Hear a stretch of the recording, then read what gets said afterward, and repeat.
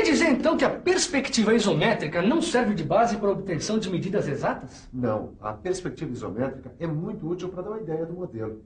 Mas na hora de executar uma peça, a gente precisa de um tipo de representação mais precisa. Você também quer saber como fazer uma representação que não dê margens à dúvida? Então preste atenção, porque é esse tipo de representação super precisa que a gente vai começar a aprender na teleaula de hoje. Nessa teleaula, você vai saber o que é projeção ortográfica e vai ver como se faz a projeção ortográfica de um ponto, de um segmento de reta e de uma figura plana. Eu vou fazer um negócio aqui que vai ajudar a gente a entender direitinho esse tipo de representação. Me ajuda aqui, Caio. Se segura aí que a nossa teleaula está começando.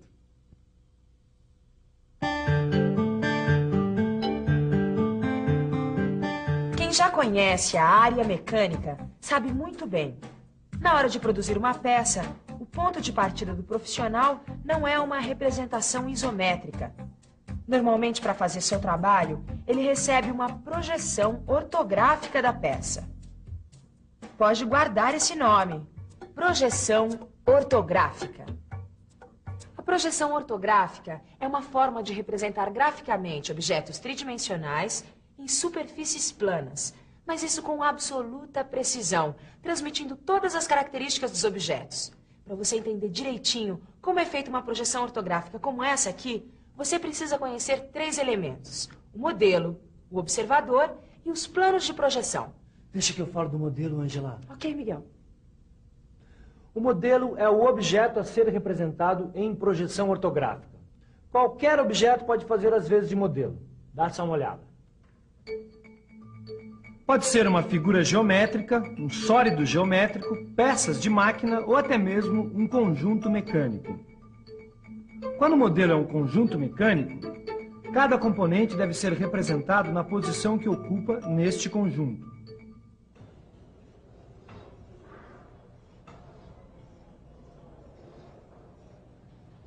Chega de modelo, seu Tito.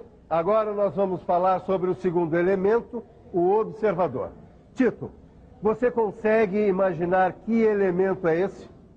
Bom, o observador sou eu que estou observando a peça. Se eu olhar de frente, eu vejo um modelo assim. De cima ele fica assim e de lado assim. Agora atenção, em projeção ortográfica, para que o modelo seja representado em sua verdadeira grandeza, isso é, sem deformação, a gente deve imaginar que o observador está a uma distância infinita do modelo.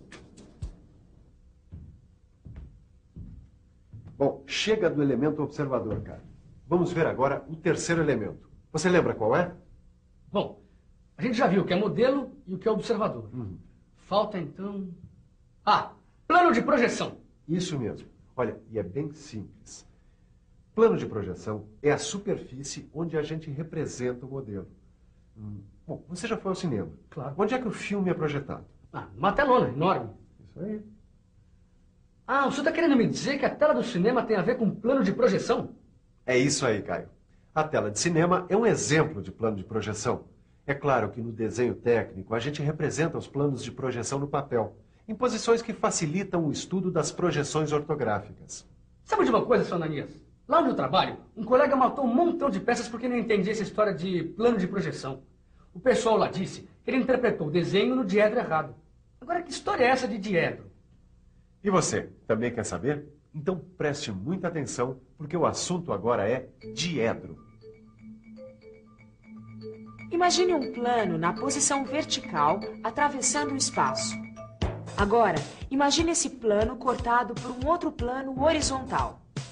Observe que o espaço fica dividido em 4 regiões. Cada uma dessas regiões corresponde a um diedro, que são numerados assim: primeiro diedro, segundo diedro, terceiro diedro e quarto diedro. Repare que cada diedro é formado por um semiplano horizontal e um semiplano vertical. Aqui no Brasil, a BNT estabelece a representação no primeiro diedro, como acontece na maioria dos países. E no nosso curso não podia ser diferente. Na hora de projetar um modelo, ele vai estar aqui no primeiro diedro. Vai, fala você. É muito simples. A primeira coisa a fazer na hora de ler e interpretar um desenho técnico mecânico é saber em que diedro o objeto está representado. Normalmente é no primeiro, mas por via das dúvidas é só procurar o símbolo que indica em que diedro o objeto está representado. Aqui está. Esse é o símbolo que indica que o desenho do modelo está no primeiro diedro. O símbolo fica aqui, olha, no canto inferior da folha. Aí está, primeiro diedro. Às vezes o desenho técnico vem representado no terceiro diedro. E esse é o símbolo que indica que o desenho do modelo está no terceiro diedro. Olha só a diferença que dá a usar diedros diferentes. Aí está o nosso modelo com rebaixo. No primeiro diedro, ele fica assim. E no terceiro diedro, assim. Repare que existem diferenças. Para executar corretamente uma peça, é preciso conhecer bem cada tipo de projeção. No nosso curso, a gente vai seguir a ABNT. Assim, daqui para frente, tudo que a gente falar se refere à projeção no primeiro diedro. Dá uma olhada aqui na minha obra. Essas duas chapas aqui, que representam o semiplano vertical superior e o semiplano horizontal anterior, vão nos ajudar a entender direitinho as projeções ortográficas no primeiro diedro. Nossa, cada não, senhor Ananias. Semiplano vertical superior, semiplano horizontal anterior. Não dá para simplificar isso, não? Então vamos simplificar.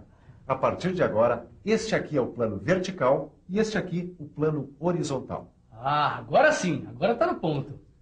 Todo sólido geométrico nada mais é do que um conjunto de infinitos pontos organizados no espaço. Este prisma, por exemplo, ele pode ser pensado como sendo formado por zilhões de pontos organizados dessa maneira. Epa! Por que você está falando tanto em ponto, mestre Silva? Não vai me dizer que isso aí tem a ver com aquela projeção ortográfica? Eu não falo que esse menino vai longe? É isso mesmo. E já que tudo são pontos, que tal pegar o ponto como primeiro modelo para se explicar como se faz a projeção ortográfica? É isso mesmo. Pode se preparar para aprender como fazer a projeção ortográfica do ponto. Olha só, Caio, como é fácil entender o que é projeção. Imagine que essa conta aqui, que eu estou colocando na ponta desse fio, é um ponto A, ou seja, um ponto que não pertence a este plano vertical. Imagine também que este fio é um segmento de reta.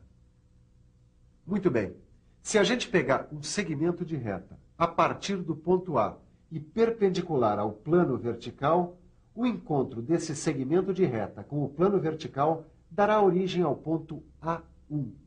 Este ponto é a projeção ortográfica do ponto A no plano vertical.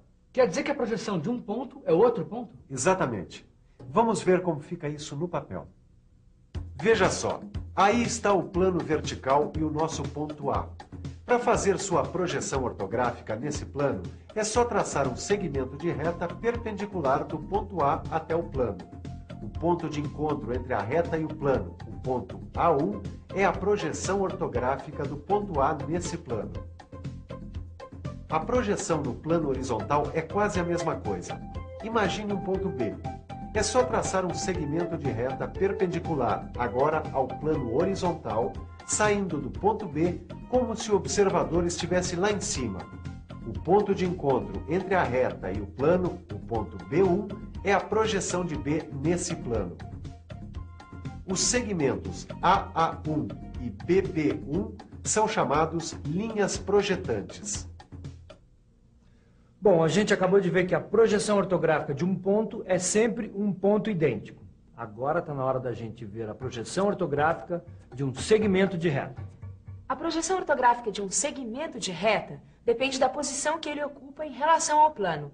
Olha só, imagine que esse canudinho aqui é um segmento de reta e esse tampo de mesa um plano horizontal.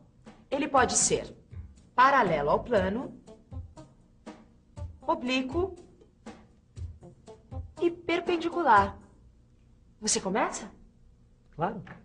Vamos ver agora a projeção ortográfica de um segmento paralelo ao plano.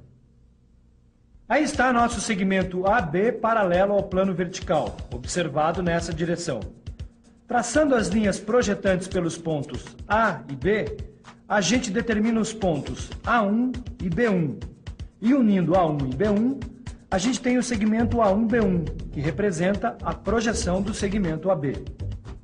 Agora repare que os segmentos AB e A1-B1 têm o mesmíssimo tamanho.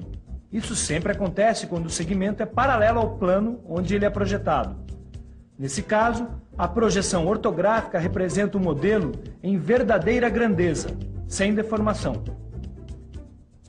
Veja agora quando o segmento AB é oblíquo ao plano vertical. Projetando A e B, temos A1 e B1, e assim a projeção A1-B1. Observe que o segmento A1-B1 é menor que o segmento AB, ou seja, nesse caso, a projeção ortográfica não representa a verdadeira grandeza do modelo usado. Falta ainda um caso, o segmento AB perpendicular ao plano vertical. Olha que interessante. A projeção dos pontos A e B vai coincidir, quer dizer, A1 e B1 são um só ponto. Traduzindo é o seguinte, a projeção ortográfica de um segmento de reta perpendicular a um plano de projeção é representada por um único ponto. Epa, a projeção ortográfica de uma figura plana vai depender da posição que ela ocupa em relação ao plano. Dá uma olhada só, ela pode ser paralela ao plano, oblíqua ou perpendicular.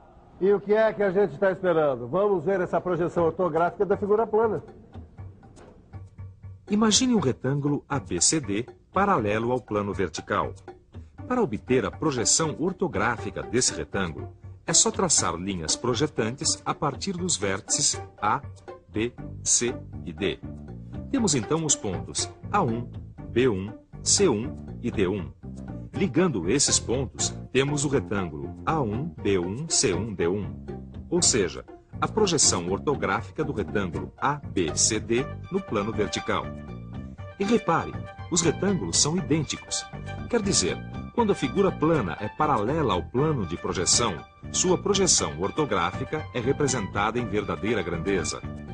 Quando o retângulo é oblíquo ao plano, veja o que acontece com a sua projeção.